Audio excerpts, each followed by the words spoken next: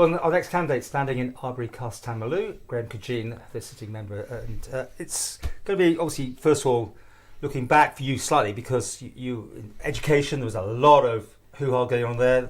And then you sort of parachuted out into an easier role. I'm just putting that out there. Well, I don't think it was any easier because we went straight into COVID, and we had to deal with all emergency regulations, with the issues that the constabulary are dealing with. So they were going out enforcing the legislation, and we were watching the numbers off the constabulary and the fire service, because people suspected COVID and they were dropping down, and we were really worried about numbers there, so we had to do a lot along those. We also had to deal with had the emergency planners, so that was all within us, and also there'd been a lot of legislation that had been held up. So in the last 17 months the department's got through domestic abuse legislation, sexual offences legislation, justice reform, we've done licensing, we've got a sexual assault referral centre. And that was one of the things that amazed me, that we didn't have anything to deal with people who'd been sexually assaulted, and people had previously had to go away. So we've now got that sort of progressed, and hopefully that'll be up and running by the end of the year. Domestic abuse refuge. So we've got, and then I took on Ministry of Justice as well. That got tagged on to the it did. Thing. And it was interesting in Tynwald that Chris Robertshaw, he said along the lines of, I thought the Chief Minister was doing the wrong thing of putting justice with Home Affairs, and said how wrong he was, and actually the department is leading the rest of government what to do. So we've done a lot. Let's talk about local issues on the doorstep for them. I mean, you've got three sort of areas. It's a very strange one, isn't it? Do you find that really complicated to try and please those different areas? Well, there is, like you said, you've got Castletown, the town centre of it, and you've got a village, and then of course Arbory village as well. So there's a big rural area around it, and there is differing thoughts of people coming forward on it. You've got Castletown are trying to regenerate there, and like when you looked in the square, and what they've done in the square has been really positive about the way that's moved forward, and it's been nice to work with businesses to try and get them sort of moved along and help them. But in the rural areas, they have different issues there. Sort of, some of it will be speeding through some of the estates, and what we can do there. So, and what are you telling them? Your manifesto, what are you promising? You can't promise anything in your manifesto apart from you're going to work hard, and that's what I've done since I got elected in 2006. Is work hard for the constituency and for the island. What you can listen to is what their concerns are, and say you will raise that. And I would say, with the experience I've got in there with working with other colleagues in there, and it is about teamwork and getting people to come along with you so you can achieve stuff. And on a national level, what are you seeing the priorities? I mean, obviously, it's got the tax thing hanging over the Isle of Man. It is. Is that a worry? I mean, you fund everything at the end of the day when you sit down and do the maths. It is. And when you think that we were just coming out of trying to rebalance from the VAT, and we hadn't really got over that. And then you've got the £250 million plus that it's cost to deal with COVID. And then you've got this corporate tax rate that's coming in. Now, how we'll deal with that, the UK still hasn't cleared it yet. So that's going to be a challenge, but there may be opportunities. Because you've got to promise, any politicians promise better health, better this, better schooling, and it's all going to be paid for, hasn't it? Yeah, and that's, so you've also got the climate stuff, and you say, right, so what services and where are we going to get that funding, and how do you prioritise that?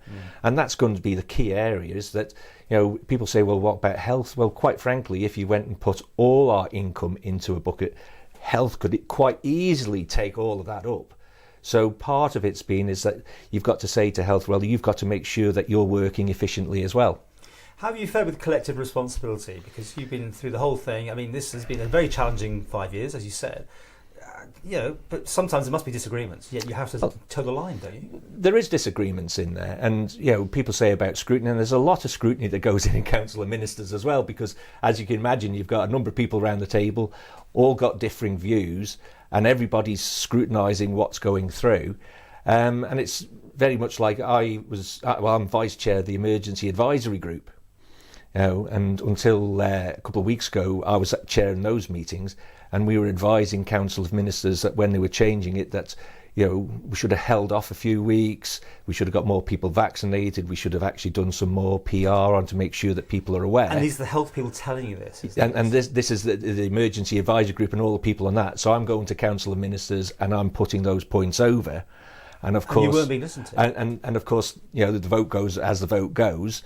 And now they're picking up on what's actually been said previously. So there will be more comms going out to try and advise people about mitigation, and there is that frustration in there. It reflects on you, doesn't it? I mean, you're seen as one, so when you go on the doorstep, you've got people wanting it open and you've got those wanting to get closed. Yeah. They blame you, do they, one way or the other? Well, it is. Blame's a hard word, but yes, so you're in that situation where you have some people who would like to keep the island locked down, and then you've got other people saying, well, What's your view, though? I think what we've done is over the last 18 months, we've compared to a lot of countries in the world, the people of the Isle of Man have got us through this. With the help of the legislation put in place. But I think when we brought in the emergency regulations, people took that seriously. They went, this is serious. And, you remember sort of the streets were quiet and, you go out and you could hear the birds singing, all these sort of things. But you stand with the where we're going, basically. I'm trying to get that. Yeah, yes. And the right unlocking was done and that's all. It was done, but you've got to fight your corner in there. Yeah. And sometimes you win and sometimes you lose. And my position's always been that, you're better off fighting from inside for the things that you want than trying to throw stones all the time. Right, well, let's talk about that. I mean, if you get back in, you've been a minister now for some time. Yeah. And you've had dips in before that even, yes. In and out. Where do you see yourself fitting in? I mean, are you going for the big chair? No, it's not. The big chair, you're chairman of a committee. That's what it is. You're chairman of the committee and you've got the power to hire and fire. As a minister, you can actually go and do things. The department, you can help shape things. So like at the department, like you said, Department of Education, we've got a brand new Castle Rushen High School getting started off. We've brought in maintenance grants for students. Yeah, but you've got a dispute with the teachers that you didn't resolve, and it's still ongoing even now. And that's one of the issues that you have. But some of that dispute, they were saying, was going back for many years. Prior to myself, prior to Tim Krukle, they were saying that they felt it was underfunded on pay deals that they'd agreed, and it was going back there.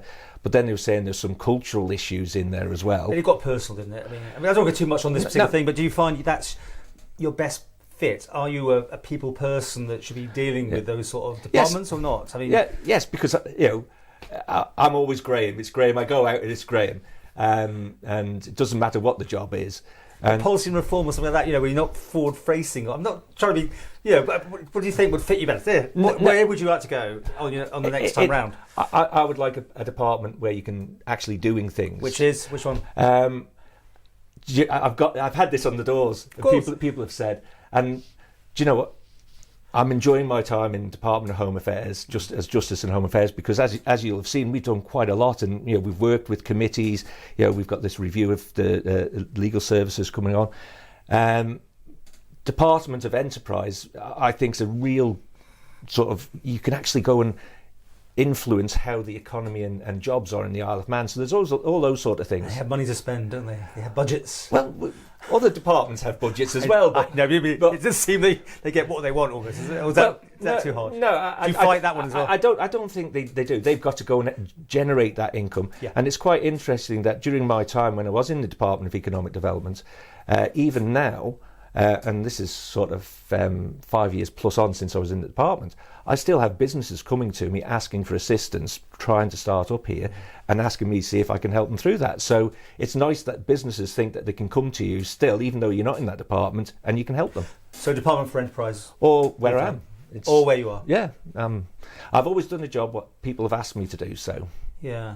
Well, you stopped the new police headquarters, didn't you, in all the central area thing? No, I didn't stop it. Well, you muddied the water. I didn't. Go on. No. Quickly, don't get stuck on this. No. What it was, if somebody comes on and says, I want this, what you need to do is you need to see if it's the right thing to do. A plan. Yeah, so you need to see. And you hadn't got a plan. And it was like, well, justify it. Don't just come to me and we want £40 million and this is it. If I would have just gone and said, let's go and spend £40 million, you go, How do you justify that? So we've gone through that. Okay. So we're working on it, and they've got the feasibilities there, and it's not just going to be. So you might be able to pick up on that and carry that. Yes, through. And of course we've got the neighbourhood policing, and the thing that I'm really pleased that we've got is the borders.